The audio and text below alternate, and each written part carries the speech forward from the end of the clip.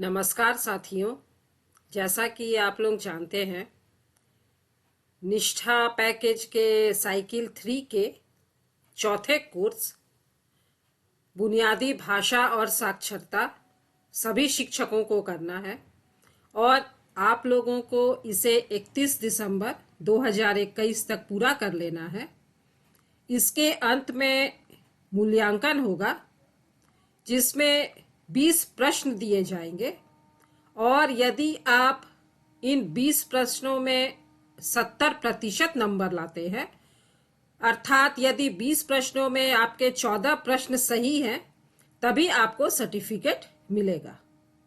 तो मैंने इस वीडियो के माध्यम से उन 20 प्रश्नों के सही उत्तरों को बताने की कोशिश की है और मुझे उम्मीद है कि आप लोगों को इससे मूल्यांकन में सुविधा होगी। तो चलिए देखते हैं।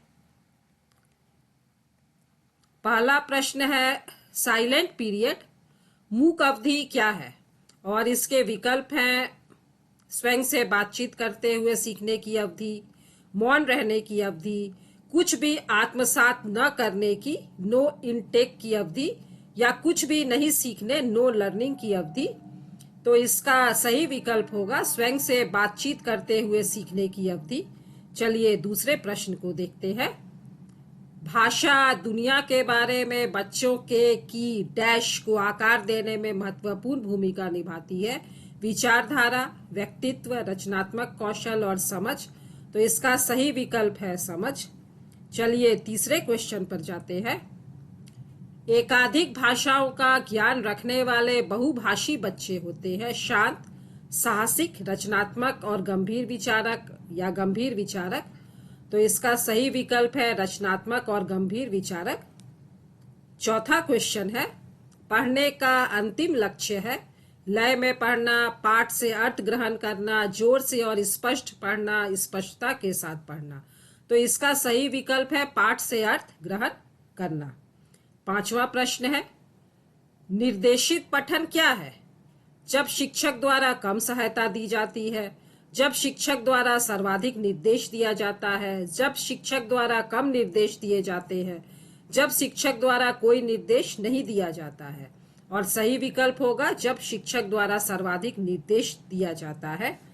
छठा प्रश्न है, बच्चे की भाषा न केवल सीखने का माध्यम है बल्कि विचारों की अभिव्यक्ति डैश और नवाचार भी है। विकल्प है राय, रचनात्मकता, प्रलय और विचार। सही विकल्प है रचनात्मकता। सातवां प्रश्न है, पढ़ने के भाषाई पहलू इन कौशलों के विकास में विश्वास करते हैं। अर्थ विज्ञान, वाक्य रचना और व्यवहारिक समझ। ग्रामोफोनिक जागरूकता, शब्दार्थ, वाक्य रचना और व्यवहारिकता। ग्रामोफोनिक जागरूकता और अर्थ और वाक्य रचना की समझ।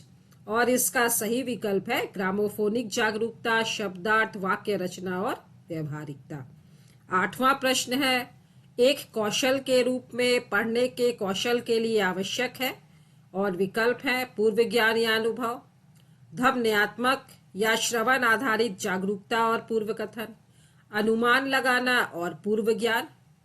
ध्वन्यात्मक या श्रवण आधारित जागरूकता, पूर्व ज्ञान और अनुमान लगाना, और यही सही विकल्प है। नौवां प्रश्न है, लिखने की प्रक्रिया पढ़ने के समानांतर होती है क्योंकि उबाऊ होती है। इन्हें अलग अलग करके नहीं देखा जा सकता है। दोनों अंतर संबंधित है, दोनों अलग है। और सही विकल्प है दोनों अंतर संबंधित है।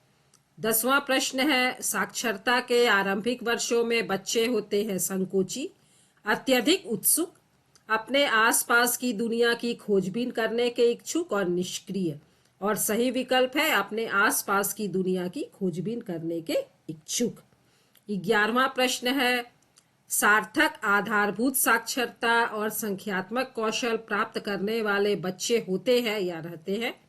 औसत विद्यार्थी, अच्छे वक्ता, सभी कक्षा में सीखने का उपयुक्त स्तर और अच्छे अंक। तो सही विकल्प है सभी कक्षा में सीखने का उपयुक्त स्तर।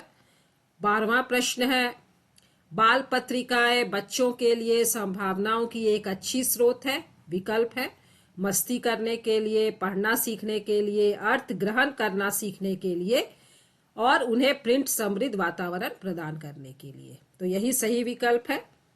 13वां प्रश्न है, दिलचस्प घटना यह है कि भाषाएं तरीके से सीखी जाती हैं, एक समान, उबाऊ, गंभीर या उत्पादक। तो सही विकल्प है एक समान।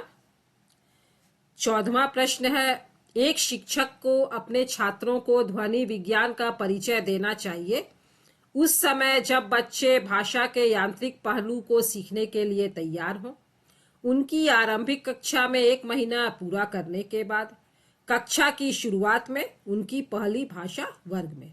तो सही विकल्प है उस समय जब बच्चे भाषा के यांत्रिक पहलू को सीखने के लिए तैयार हों। 15वां प्रश्न है, बच्चों के समग्र विकास के लिए एक शिक्षक को डैश गतिविधियों को सामूहिक रूप से तैयार करने की आवश्यकता होती है। और इसके विकल्प हैं बोलने और लिखने का कौशल, पढ़ने और सुनने का कौशल, पढ़ने और लिखने का कौशल, LSRW, सुनना, बोलना, पढ़ना, लिखना। तो यही सही विकल्प होगा। 16वां प्रश्न है, मातृभाषा बच्चों को बनने में मदद करती है, बुद्धिमान, अलग सोच या विचार रखने में सक्षम, अनजान और आलसी या मंदमती। तो सही विकल्प है अलग सोच या विचार रखने में सक्षम। 17वां प्रश्न है, प्रभावी अधिगम के अवसरों के लिए एक शिक्षक को अवश्य प्रदान करना चाहिए सतत मूल्यांकन, बच्चों द्वारा खोजबीन करने की स्वतंत्रता, ऊंची आवाज में पढ़ने के सत्र या अतिरिक्त किताबें। तो सही विकल्प है बच्चों द्वारा खोजबीन करने की स्वतंत्रता। 18वां प्रश्न है, एक शिक्षक को बच्चों को पाठ से जोड़ने के लिए चाहिए कि वो उनके दैनिक जीवन से संबंधित परिचित संदर्भों पर बात करें, बच्चों को मौन पठन के लिए कहें, बच्चों के साथ पाठ को जोर से पढ़ें, कक्षा में पाठ को जोर से पढ़ें। और सही विकल्प है उनके दैनिक जीवन से संबंधित परिचित संदर्भों पर बात करें। 19वां प्रश्न है, बच्चे भाषा की बारीकियों को समझते और खोजते हैं जब वे उनके शिक्षक को चुपचाप सुने, जोर से पढ़े, कक्षा चर्चा में भाग ले, LSRW, सुनना, बोलना, पढ़ना, लिखना गतिविधियों में अधिक से अधिक संलग्न हो। तो यही सही विकल्प है। और अंतिम प्रश्न है, पढ़ने का अंतिम लक्ष्य है उच्चारण ठीक करना, जोर से पढ़ना ताकि हर कोई सुन सके, शब्दों को हिस्सों में तोड़ना ताकि श्रोतागण शब्दों को समझ सके, और पाठ को पढ़कर अर्थ ग्रहण करना। तो इसका सही विकल्प होगा पाठ को पढ़कर अर्थ ग्रहण करना। तो इस तरह से हम लोगों ने सभी 20 प्रश्नों को हल कर लिया है। और देखिए इस तरह से स्कोर आएगा 20 में 20, सभी सही हैं। तो आप लोग भी इसी तरह से 20 में 20 नंबर ला सकते हैं। धन्यवाद।